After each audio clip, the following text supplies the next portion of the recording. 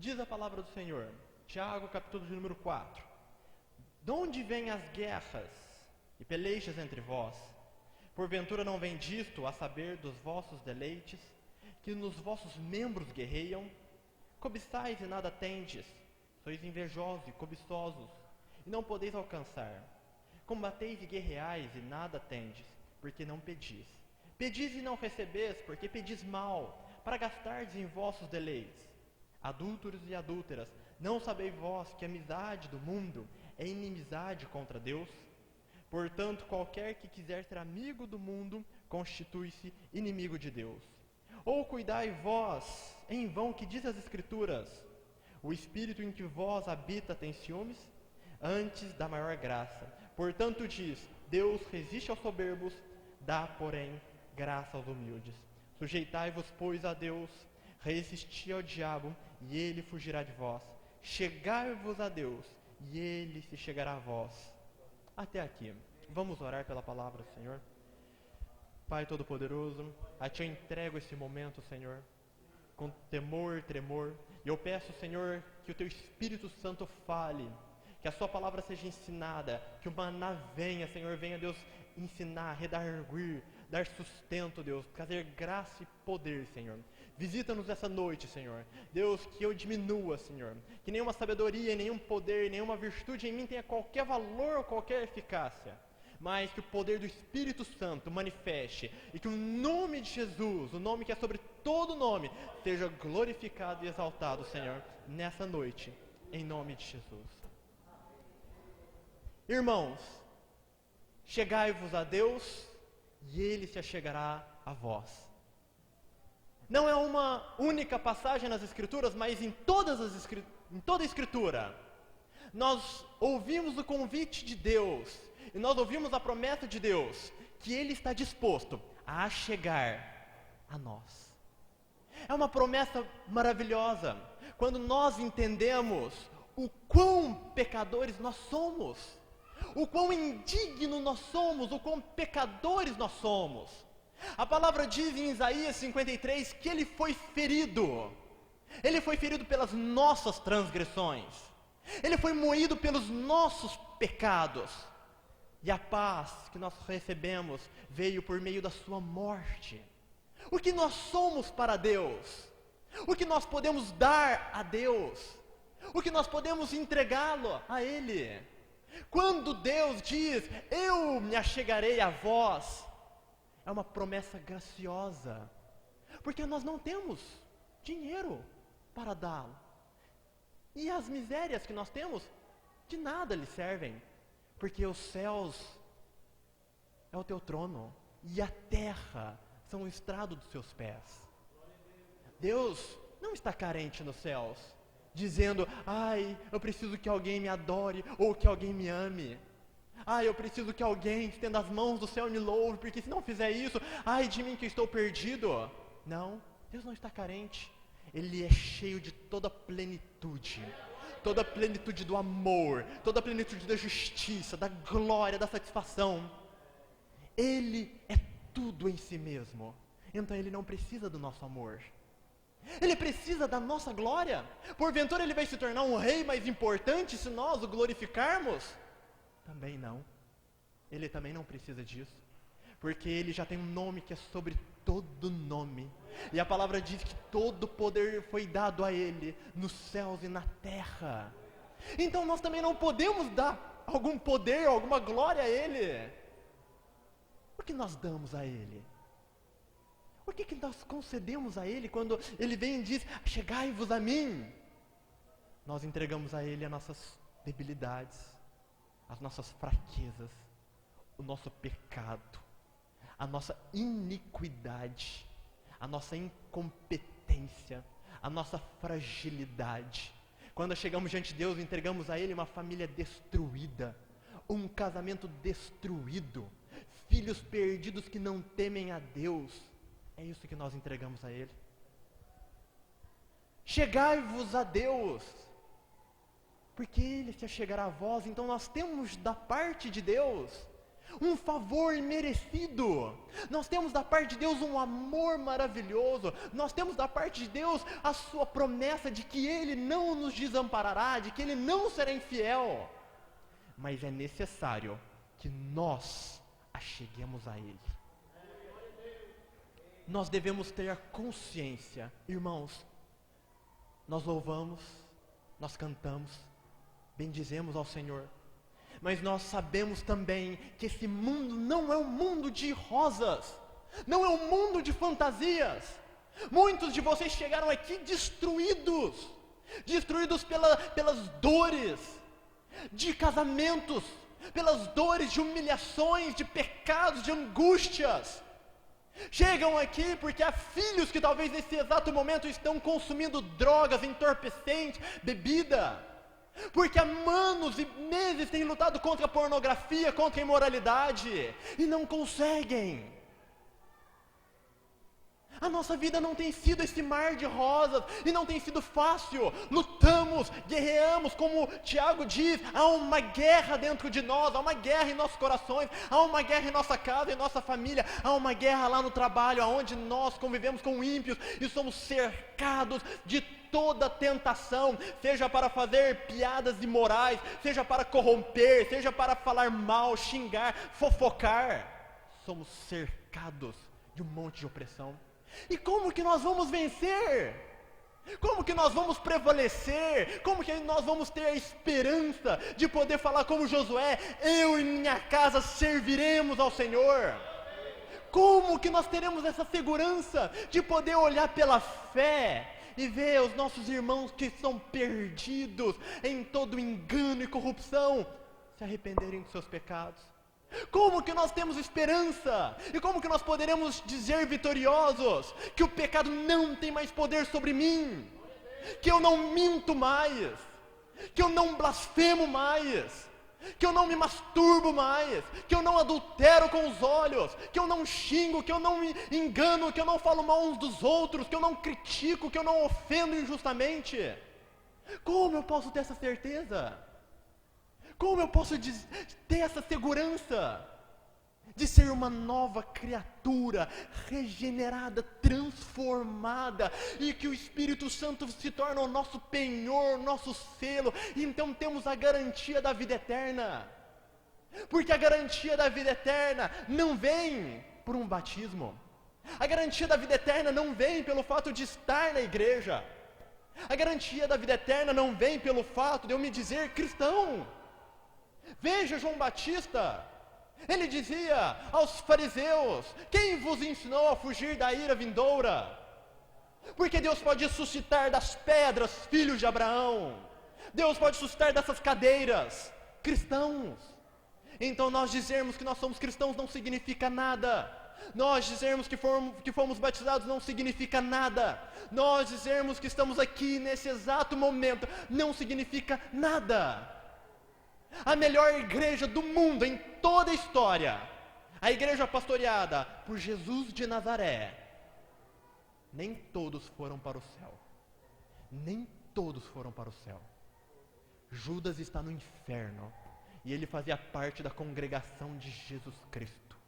Ele ouviu as palavras de Jesus, ele viu os milagres que Jesus fazia, ele andou com Jesus, mas ele está no inferno agora. Não basta ter uma igreja boa, não basta ter uma boa doutrina boa, não basta se dizer cristão, é necessário nascer de novo. Mas como eu sei que eu nasci de novo? Escute, como eu sei que eu nasci de novo? Como que você pode levantar as mãos e bem dizer a Deus, consciente de que você nasceu de novo e que você está indo rumo aos céus e não ao inferno? Como? Qual é a evidência? Há muitas pessoas que dizem: não, ninguém pode julgar porque é muito misterioso. Não, ninguém pode saber porque isso é algo além da compreensão humana, da capacidade humana.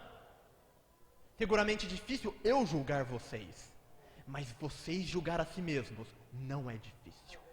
E quando você julga a si mesmo, você pode colocar você diante da palavra de Deus e analisar e ver se os requisitos da salvação e da regeneração estão dentro de você. E quais são os elementos A palavra de Deus diz em Gálatas 5 que o fruto do Espírito é fé, amor, longanimidade, temperança, bondade, benignidade, amor. A palavra de Deus diz em Mateus 6 que se nós não perdoarmos aqueles que nos ofendem, o nosso Pai que está no céu não perdoará as nossas ofensas. Nós temos inúmeros sinais, inúmeras evidências da palavra de Deus que nos diz se nós somos salvos ou não. Então você deve examinar a sua vida. Você deve examinar diante de si mesmo se você está na fé, se você é uma pessoa longânima, ou se você é uma pessoa irada, impiedosa, e que se alguém fala com você num tom diferente, num tom agressivo, você responde no mesmo tom ou mais. Se você é aquela pessoa que diz, eu não levo desaforo para casa, que paga o mal com o mal, que é vingativo, que guarda rancor no coração, que está cheio de inveja, de contendas, de rancor, que guarda rancor de irmãos da igreja porque uns não cumprimentam uns aos outros. Onde está o amor? Onde está o amor? Onde estão os frutos do Espírito Santo na nossa vida? E se nós não tivermos, não haverá céus. Não haverá céus. A palavra de Deus vem dizendo, chegai-vos a Deus. Chegar a Deus é a esperança, única esperança que nós temos de obter a vida eterna. É a única esperança que nós temos de vencer os nossos pecados.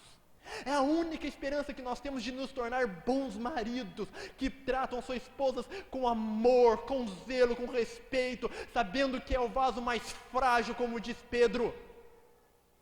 Somente chegando a Deus eu consigo, pelo Espírito Santo, me tornar uma mulher sábia, submissa, amorosa, que honra o seu marido, e o coração do seu marido está nas suas mãos. Somente se chegando a Deus.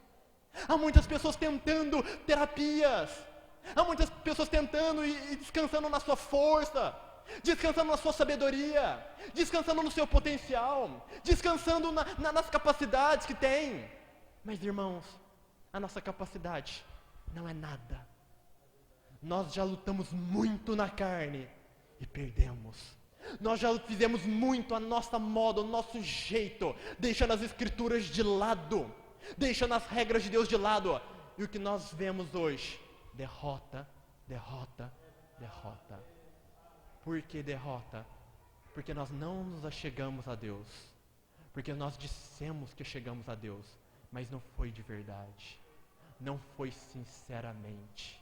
Olha como que o apóstolo Tiago conclui essa passagem. Chegai-vos a Deus e Ele se achegará a vós. Mas aí como ele complementa o verso de número 8. Limpai-vos as mãos, pecadores. Vós de duplo ânimo, purificai o coração. O que é duplo ânimo? É aquela pessoa que tem dupla personalidade. Diz que ama a Deus, mas não para de andar com Satanás. Diz que ama a Deus, mas se veste como o mundo.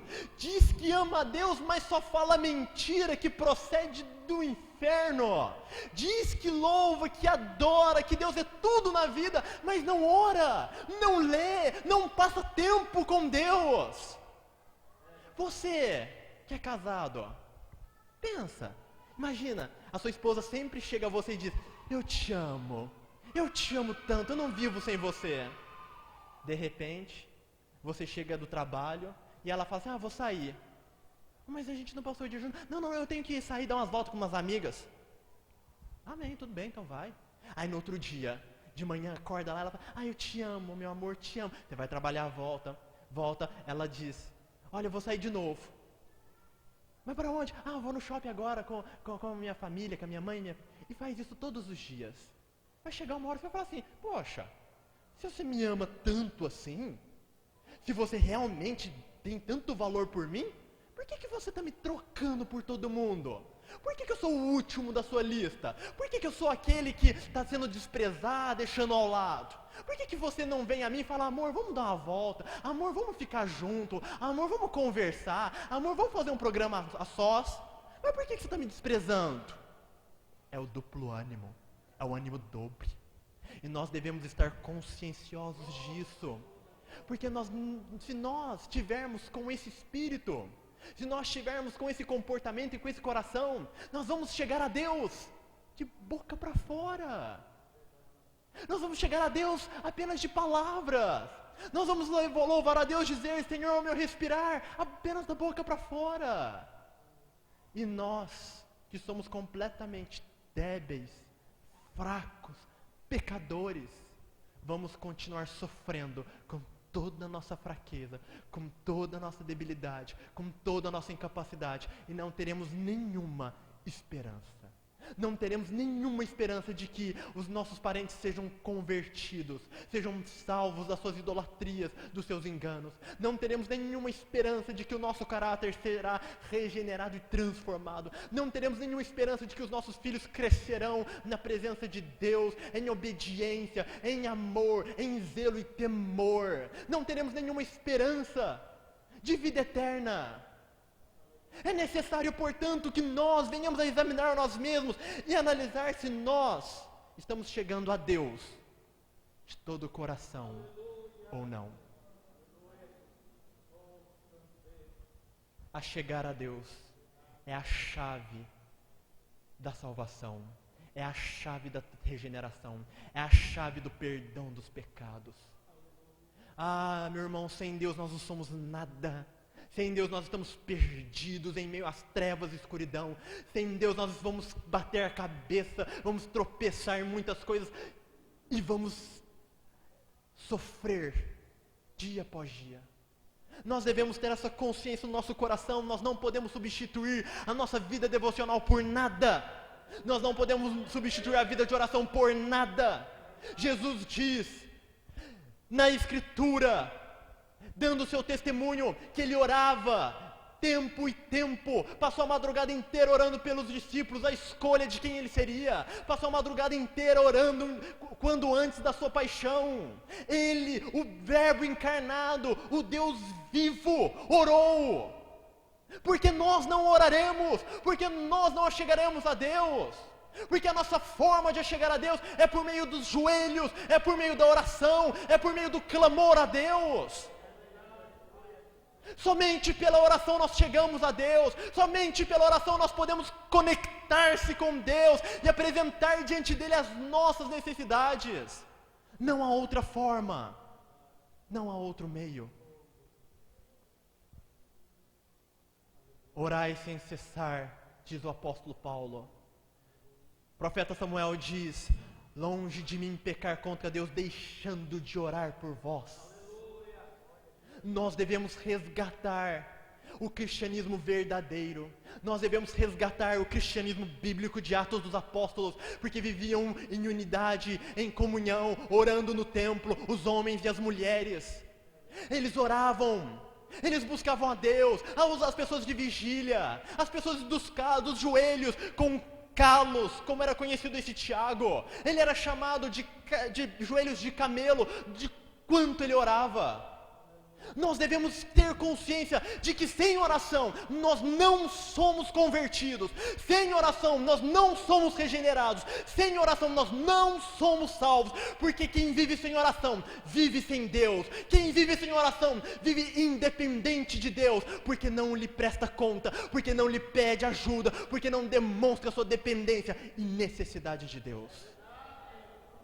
Sem oração nós não somos salvos. Se você não tem cultivado uma prática de oração, há uma grande probabilidade que você nunca tenha nascido de novo. Ou que se nasceu de novo, você está se distanciando, está deixando o seu primeiro amor, está abandonando a fé. Oração. Chegai-vos a Deus. E como? Como se chegar a Deus? Eu quero falar a vocês, segundo Mateus 6, o que nós devemos apresentar nesse momento de oração? Mateus 6, pode abrir comigo, a partir do verso de número 9.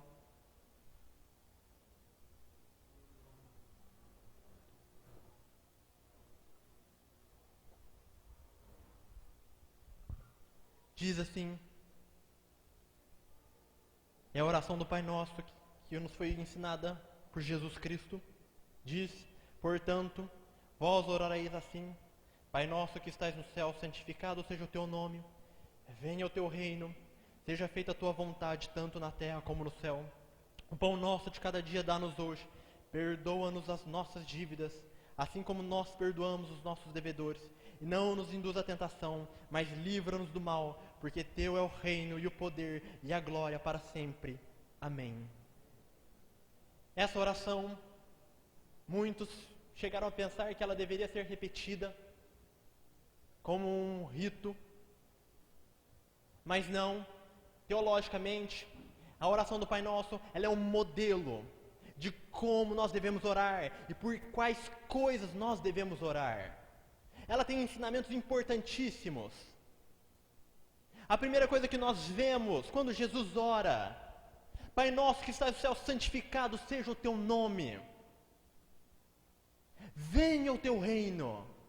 Nós devemos orar para que a vontade de Deus seja manifesta em nós. E isso é necessário que você conheça qual seja a vontade de Deus.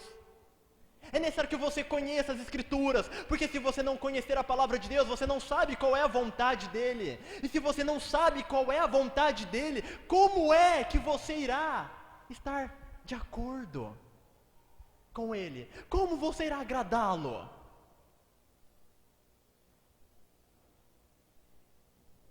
Você precisa pedir para que Deus traga o reino dEle a você.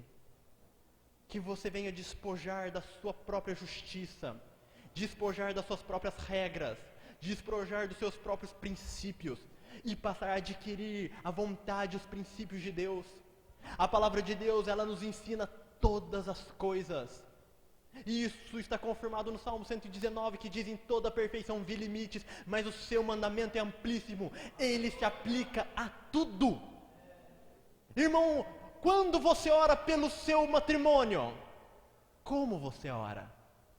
Você sabe o que Deus exige de você como marido nas Escrituras? Se você não sabe, o que você está orando? Você está na achismo. Eu acho que é de Deus. Eu acho. Esposa, o que Deus exige de você? Jovem, homem, jovem mulher, o que Deus exige de você? Pastor Jaime, quando me chamou, ele disse que estava feliz por ver jovem, eu e ele, sendo levantados para pregar o Evangelho e servir a Deus. Hoje nós estamos numa sociedade em que o relacionamento é glorificado. Nada é mais importante para os jovens do que o relacionamento. As mulheres se vestem para obter relacionamentos. Os homens se vestem, fazem musculação e toda sorte de coisas para obter relacionamentos. O homem só pensa em mulher, mulher só pensa em homem. Nós vemos uma sina, algo horroroso.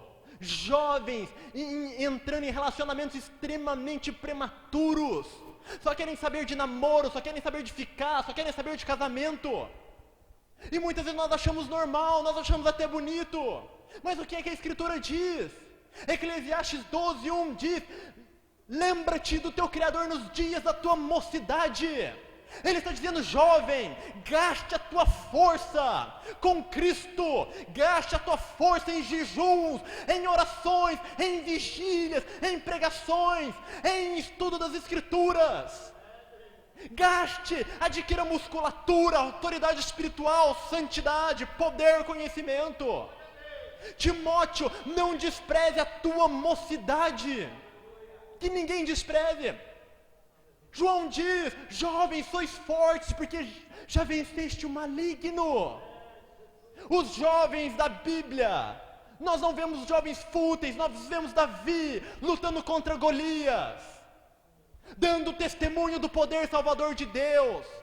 Nós vemos Daniel na Babilônia não se corrompendo, não comendo dos manjares que eram consagrados aos deuses, não tomando parte nesse mundo, não se embaraçando com as coisas desse mundo.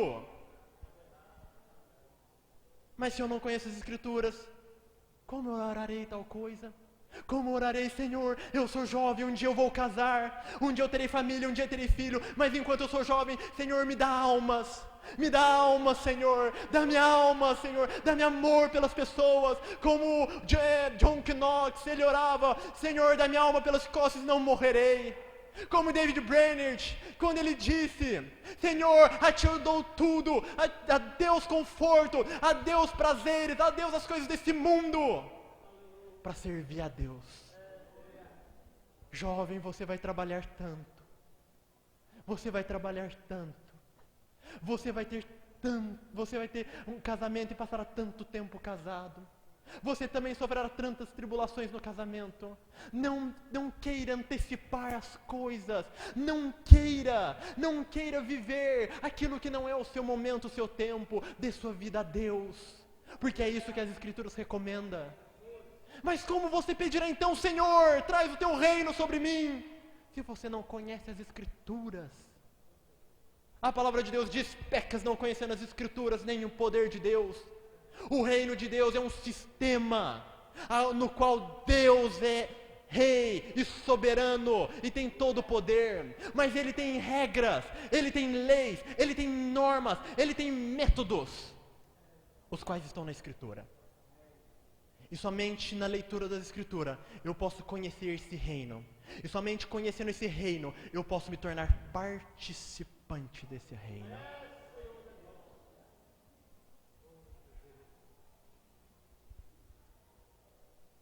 Pecas não conhecendo as Escrituras, nem o poder de Deus. Tiago 7 diz, pedis e não recebeis, porque pedis mal. Porque pedis mal. O autor, o escritor de Provérbios, capítulo 30, ele diz, Senhor, eu a Ti te peço duas coisas. Não me des nem riqueza, nem pobreza, para que sendo rico não me esqueça de Ti, e não sendo pobre, venha furtar e envergonhar o Teu nome. Ele não pede nem a abundância, nem a miséria, mas ele pede o pão de cada dia. Agora muitos cristãos pedindo fortunas, pedindo riquezas, pedindo glórias e lutando e perseguindo essas coisas, as quais o autor da palavra de Deus diz que estão transpassando a si mesmo com muitos males. Venha o teu reino, Senhor, contanto que o Senhor me dê o pão de cada dia, eu estarei satisfeito. Não me dê riqueza para que eu não fique apegado ao mundo, às coisas dessa terra. Senhor, não me dê pobreza para que eu não venha também pecar, mas me dê o pão de cada dia. Como eu me achego a Deus?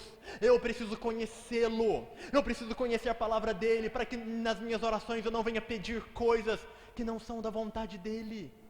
Há muitos jovens de 14, 15, 16 anos orando por relacionamentos, não é da vontade de Deus. Pedis e não recebeis porque pedis mal. Há muita gente pedindo ministério, mas pedem ministério por inveja, pedem ministério por desejo de fama, de glória, de vaidade, e não para glorificar a Deus. Pedis mal.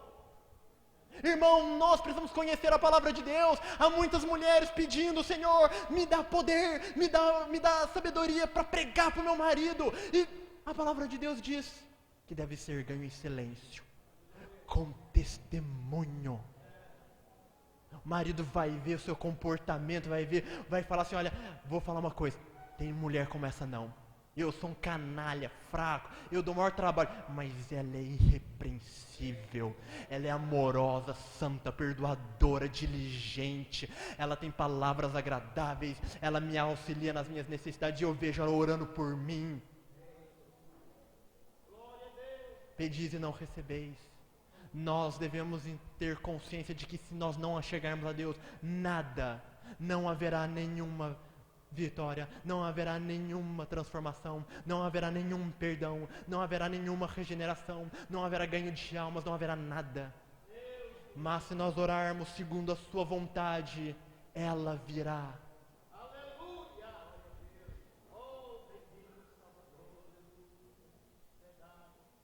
Na oração do Pai Nosso, nós também lemos no verso 12, que diz, perdoa as nossas dívidas.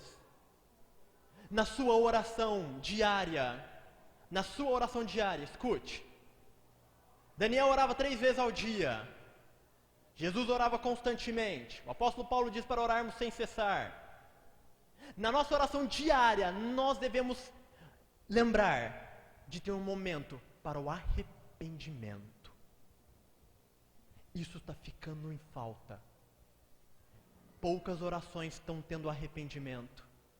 Nós devemos, no nosso momento de ajoelhar, voltar a se arrepender dos nossos pecados, assim como nós fazíamos na época da nossa conversão. Precisamos pedir perdão. E esse é um momento extremamente importante para o crescimento cristão. É um momento extremamente importante para a santificação do cristão. Porque nesse momento você deve ser detalhista. Você deve chegar diante de Deus e orar e falar: Senhor, perdoa-me. Perdoa-me, Deus, porque eu julguei o irmão. E você deve ser detalhista. Há muitos de nós que fazem aquelas orações católicas, genéricas. Ah, Senhor, perdoa os meus pecados. Perdoa porque eu sou muito pecador, sou um monte de pecado, me perdoa. E fica só nisso. Não é essa a oração bíblica. Se você pegar a intercessão de Daniel, se você pegar a intercessão de Esdras, de Neemias, desses homens da palavra de Deus, respectivamente nos capítulos 9 de cada um desses livros, você verá como é que eles pediam perdão e se arrependiam. Eram detalhistas. Senhor, nós pecamos, porque nós violamos a sua lei, porque nós te abandonamos, porque quebramos os teus mandamentos, porque nós deixamos o seu sábado, porque nós deixamos, idolatramos e te desprezamos. Você deve ser específico, porque você deve examinar a si mesmo.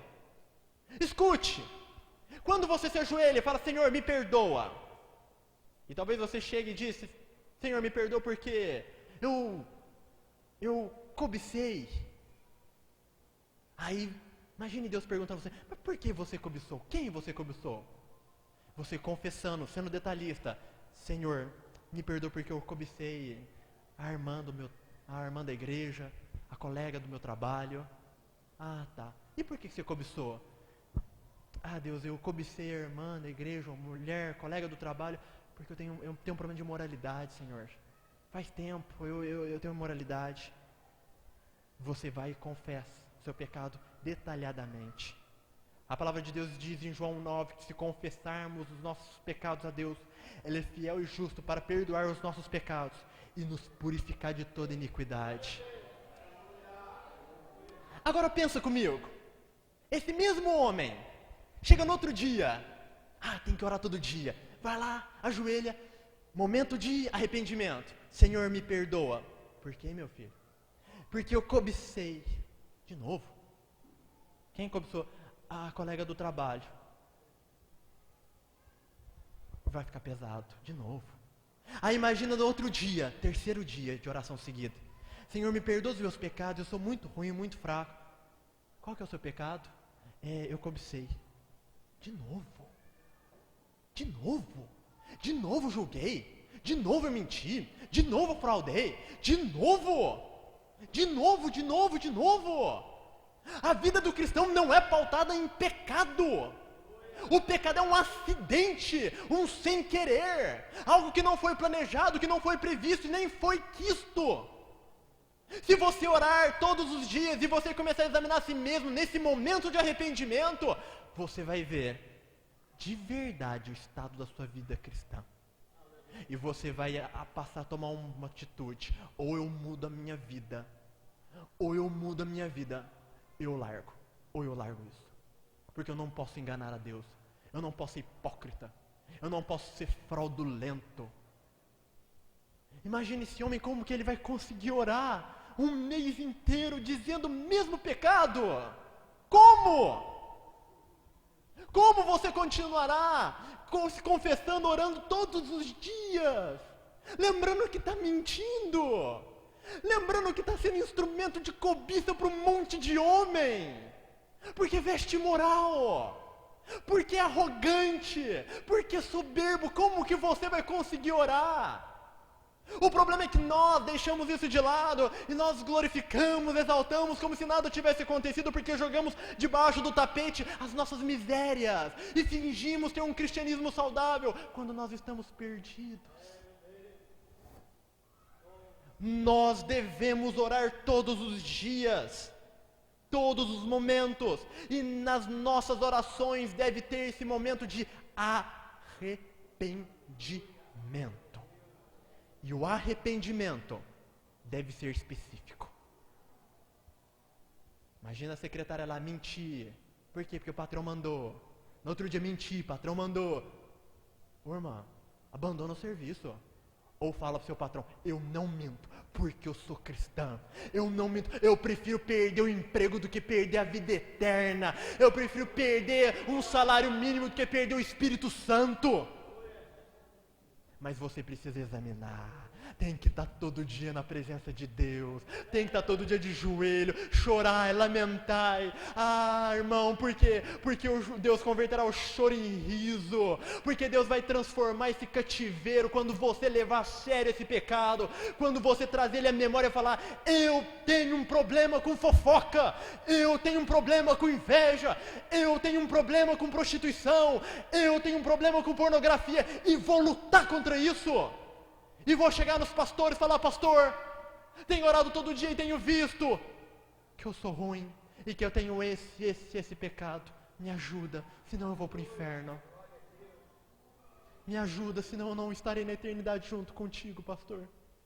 Me ajuda, porque senão, se eu morrer amanhã, eu não estarei com a minha família, com os que eu amo nos céus.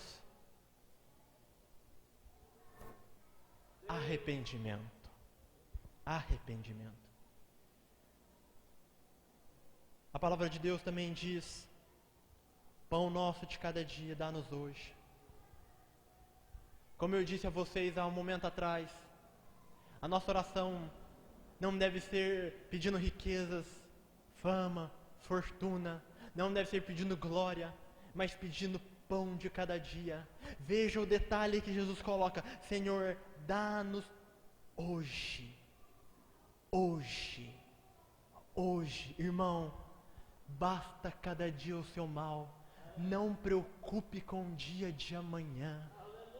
Ele está falando aqui, olha, eu quero que você me busque todo dia. A necessidade mais básica de um homem é o alimento. A necessidade mais básica é comer, vestir, beber. Ele diz, olha, essa necessidade sua básica, busca todos os dias na minha presença, sabendo que eu sou o seu provedor. O que você deve colocar na sua oração? Quando eu vejo o esquema que Jesus montou, na sua oração diária, ela deve ter um momento de arrependimento, um momento detalhado. Você deve ter um momento para apresentar suas necessidades a Deus, sabendo que Ele é provedor, sabendo que Ele sustenta, sabendo que não há um justo desamparado e que nem sua descendência mendiga o pão. Você deve ter um momento para apresentar suas necessidades pessoais. Porque se o pão, que é a coisa mais simples, mais básica que há, você deve apresentar todas as suas necessidades.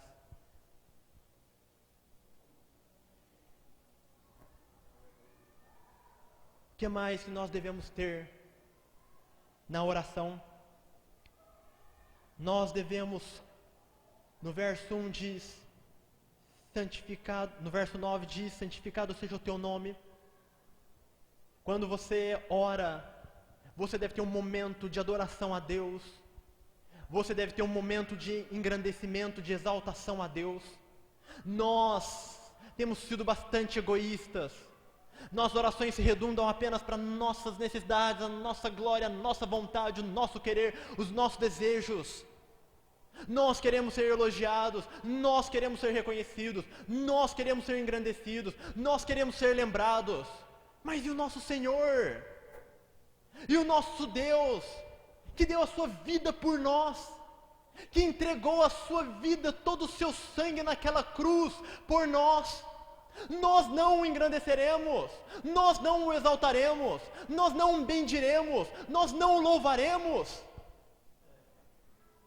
Jesus inicia, santificado seja o teu nome, Senhor, que o Senhor seja glorificado, que o Senhor seja exaltado. Quando ele vai multiplicar os pães e peixes, e quando ele vai ressuscitar Lázaro, ele diz, Senhor, bendito seja o teu nome, graças te dou, porque sempre me ouves. ele começa agradecendo e bendizendo. Você deve ter um momento de adoração. Você deve chegar diante de Deus e falar: Senhor, chega, chega. Chega de, ai, minha irmã está perdida, irmã está perdida, eu estou perdido. Chega desse mundo caótico. Senhor, bendize a minha alma ao Senhor, e bendize o teu santo nome. Bendize a minha alma ao Senhor, que não me esqueça de nenhum dos teus benefícios. Ah, Senhor, até aqui o Senhor me sustentou. Deus, eu estou passando por dificuldades, problemas, sofrimentos, mas bendito seja o teu nome, que nunca tem me desamparado, que nunca tem me abandonado. Porque ainda que eu ande pelo vale da sombra da morte, não temerei mal algum, porque tu, ó Senhor, estás comigo. A tua vara e o teu cajado me consolam. Senhor, muita alegria tenho na tua lei, muita satisfação tenho em ti, porque o Senhor é tudo e o Senhor me completa, Senhor. Ainda que a figueira não floresça, ainda que o produto da vide minta, ainda que no curral não haja gado, todavia me alegrarei no Senhor e exultarei no Deus da minha salvação. Se Ele, que diz, eu me achegarei a vós, não merece o nosso reconhecimento? Não merece o nosso louvor? Não merece o nosso amor? Meu irmão, esse cristianismo para mim tem que morrer. É um cristianismo para louvor da glória de Deus, um cristianismo para exaltação de Deus. Deus deve ser glorificado. Quando Davi vai vencer Golias, ele não diz assim: olha, eu vou vencer Golias para mostrar que eu sou grande, para mostrar que eu sou mais que vencedor. Não, é para mostrar para toda a terra que Deus salva, que o nome do meu Deus é poderoso, que Ele é maravilhoso, porque convém que eu diminua e que Ele cresça.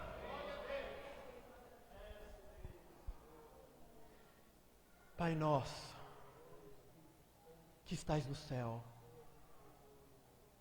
Eu me lembro também que Salomão diz: quando se apresentares diante do rei, sejam poucas tuas palavras, porque ele está nos céus e tu na terra.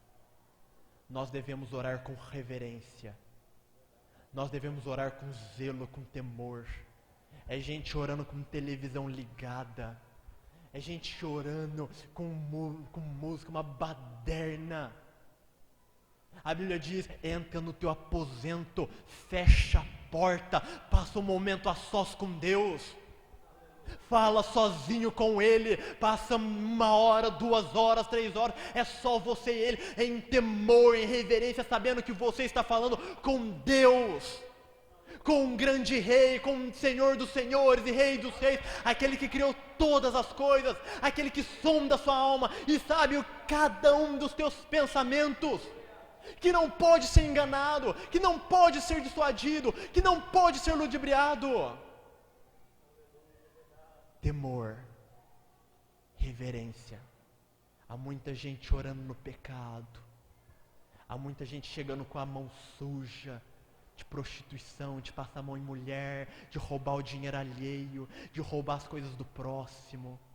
Há muita gente chegando sujo, com o coração sujo de arrogância, de rancor, de ódio, de ciúmes e de invejas. Tema a presença de Deus. Ainda que muitas igrejas tenham tornado Deus um palhaço, um agiota, tenha minimizado a sua glória, tenha tornado Ele alguém inexpressivo, Ele continua sendo santo, santo, santo. Ele continua sendo puro, Ele continua sendo perfeito, Ele continua sendo inigualável. Ele é santo. Quando você chegar na sua casa hoje e você se prostrar diante dele, lembre, Ele está olhando você, mas não é qualquer um, é Deus que conhece o que você fez desde a hora que você acordou até agora. Eu estou perdido, Deus, eu estou perdido, eu não oro mais, eu perdi o primeiro amor, eu perdi o amor nas Escrituras. Eu lutava contra o meu pecado, hoje eu não luto. Eu não dou a mínima para glorificar o teu nome, eu não dou a mínima para as palavras. Chega diante de Deus humilde, quebrantado. Um coração contrito e quebrantado não desprezará o Senhor. santifica-te, ó Israel, para apresentares diante do teu Deus, santifica. Quando você orar, o que eu recomendo quando eu discipulo as pessoas na igreja? Eu recomendo que você tenha momentos específicos, e não seja aquela bagunça. Começa orando, pedindo perdão, de repente já está intercedendo, de repente está dando glória. Tenha momentos. Desfrute de cada momento da sua oração. Se apresenta diante de Deus com temor, com reverência. Invoca, Senhor, eis-me aqui. Tem misericórdia, fala comigo, Senhor, eu preciso de Ti. Senhor, meu Deus, meu Salvador. Exalta-o, passa para o momento de arrependimento.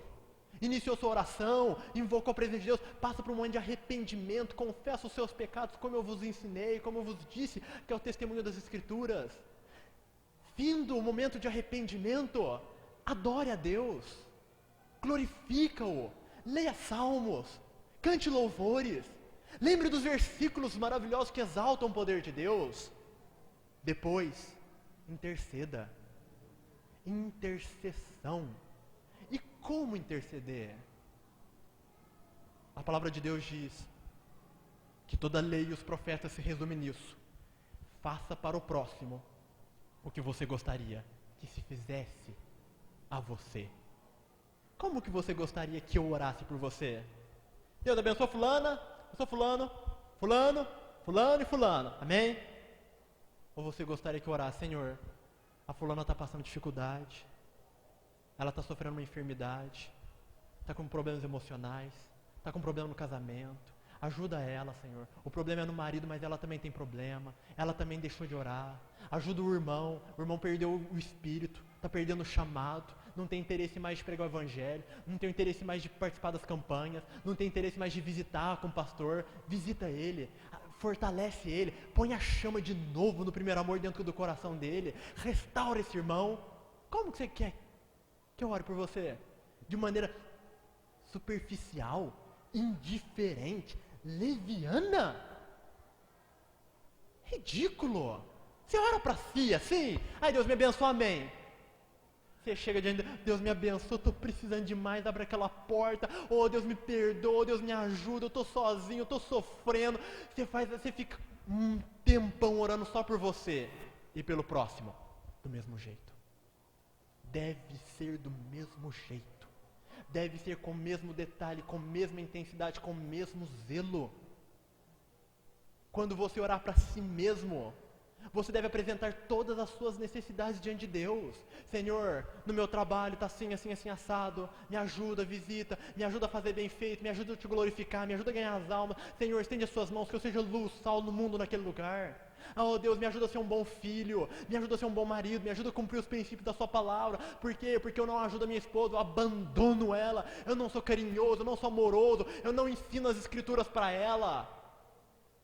Eu estou largando a minha esposa à revelia, largando a esposa no fogão, largando a esposa no tanque.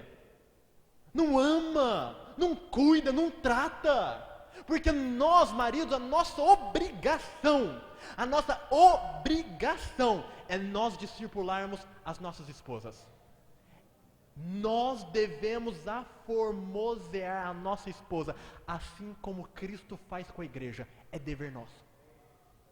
Aí você tem que orar, Senhor, eu não consigo, não estou discipulando a minha esposa porque eu não sei nada de Bíblia. Deus, porque eu não sei orar direito, me ajuda a conhecer, me ajuda a orar, me dá sabedoria, me dá discernimento, me dá paciência, me dá graça, me dá perseverança. Uma oração completa. Aí você vai receber. Porque você está orando segundo as Escrituras, porque você está orando segundo o reino de Deus, porque você está orando com zelo, porque você está orando com temor, porque você está fazendo da oração algo realmente valioso. E Deus vai julgar a tua causa. Quando você ora diante de Deus, saiba que cada petição sua vai diante do juiz, e ele vai julgar a sua causa. Veja como isso é maravilhoso. Chego eu diante de Deus e falo, Senhor, me dá um aumento salarial, estou precisando. Deus vem e pergunta, por que você quer um aumento salarial? Ah, sabe o que é, Deus? Meus amigos do trabalho, eles têm uns carrão, as coisas bonitas, eu com esse carrinho aqui, dá uma vergonha. Deus vai falar assim: ô filho, para com isso. Para com isso. Está muito vaidoso, está muito apegado. Está correndo atrás dessas coisas fúteis. Que o seu coração não esteja nas coisas que o ladrão rouba, que a ferrugem corrói e que a traça come. Não, mas ajunteis tesouro nos céus. Não fique preocupado, porque aonde está o vosso tesouro, ali está o teu coração. Deus está falando, esse carro é uma das coisas, porque quando te dá o carro, vem o celular, quando é o celular, é a casa, quando te der a casa, é o rancho, quando te der o rancho, é roupa. Tira o mundo do teu coração. Deus fala, Aí você vai, é vaidade, né? Tá bom, vai Deus, próxima, vamos mudar de oração. Porque você mesmo vai sentir, a causa não é boa, o motivo não é bom. Agora imagine só, a pessoa vai diante de Deus: Senhor, abre uma porta de emprego para mim, dá um aumento. Aí Deus pergunta: por quê? Senhor, tenho trabalhado, tenho sido honesto, tenho pago as minhas contas, meu nome não está protestado porque eu tenho zelado, pago os meus impostos, mas Senhor, não está dando o suficiente para a minha família, a gente está passando dificuldade, ajuda. Ô irmão, o que vocês acham? Diferente, não é? É diferente, por isso que a oração tem que ter detalhe, porque o justo juiz vai julgar a tua causa, porque o justo juiz vai olhar para você e falar assim: peraí, tá pedindo bem ou tá pedindo mal? Porque se pedir mal, não vai receber, mas se pedir bem, tem comigo sim e também o amém. Então, recapitulando, inicie a sua oração invocando a Deus, a sua presença. Tenha um momento de arrependimento. Tenha um momento de adoração, de louvor, de reconhecimento. Tenha um momento de intercessão. Uma intercessão zelosa, detalhista. 5. Tenha um momento de oração pessoal. Deixa você por último, irmão. Deixa você por último, porque assim convém aos santos, assim convém aos que são cheios de amor, assim convém àqueles que não são egoístas. Deixe você para o último lugar, e depois você encerra agradecendo a Deus. Voltando lá para Tiago.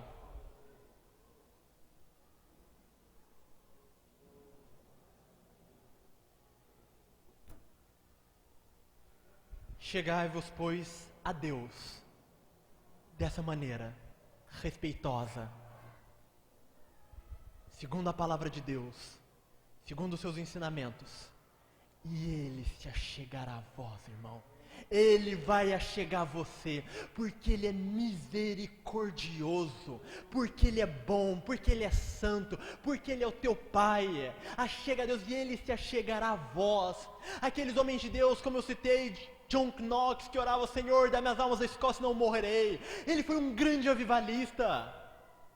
Outros grandes homens de Deus orando, pedindo alma, clamando, encheram igrejas inteiras. Famílias foram salvas, amigos convertidos pelo poder da oração, porque o próprio Tiago diz que, sendo Elias um homem sujeito às mesmas paixões, ou seja, pecador como eu e você, orou para que não chovesse, não choveu, e depois orou para que chovesse, choveu. Sabemos que muito pode a súplica de um justo por sua eficácia. Irmão, salvação está na presença de Deus. Regeneração está na presença de Deus. Avivamento está na presença de Deus. Conversões está na presença de Deus. Salvação da família está na presença de Deus. Vida eterna na presença de Deus. Se achega a Ele, irmão. Se achega com fé. Se achega com amor. Se achega com zelo. Se achega com intensidade. Se achega a Deus com quebrantamento. Com todo o teu coração. E Ele vai se achegar a você. Deus vai responder vocês. Irmão, olha, isso é mais que doutorado, isso é mais que fama, isso é mais que dinheiro, isso é mais que poder de exércitos. Nós temos o maior poder. Golias era um gigante de 3 metros, quase 3 metros de altura. Davi, um homem frágil. O poder de Deus prevaleceu sobre esse gigante. Irmãos, tudo que nós precisamos, tudo que nós necessitamos está em Cristo. Você nessa depressão, nessa angústia, nessa solidão, tudo está em Cristo. Toda paz, toda plenitude, todo amor, toda satisfação, está tudo lá. Essa vitória está tudo lá. A vitória contra o pecado está em Cristo. Temos tudo nele. Vamos parar de ficar perdendo tempo com coisa vã. Vamos parar de perder tempo de coisa de autoajuda, dessa porcaria humana, dessas filosofias, dessa sociologia, dessas terapias que estão entrando na igreja. Vamos deixar isso de fora. Vamos voltar à presença de Deus. Vamos voltar aos joelhos. Vamos voltar à oração. Vamos voltar a buscar a face de Deus. E Ele vai responder: buscar-me-eis e me achareis, quando me buscardes de todo o vosso coração. Irmãos, é como o Tiago disse, estamos em meio a guerras e lutas enormes, mas nós temos a força e a salvação em Jesus de Nazaré, no poder de Deus. Incline sua cabeça, vamos orar. Já exerça a oração agora. Vamos orar, buscar a Deus. Há muitas necessidades que nós temos, há muito pecado a ser confessado, há muitos irmãos perecendo, há muitas necessidades.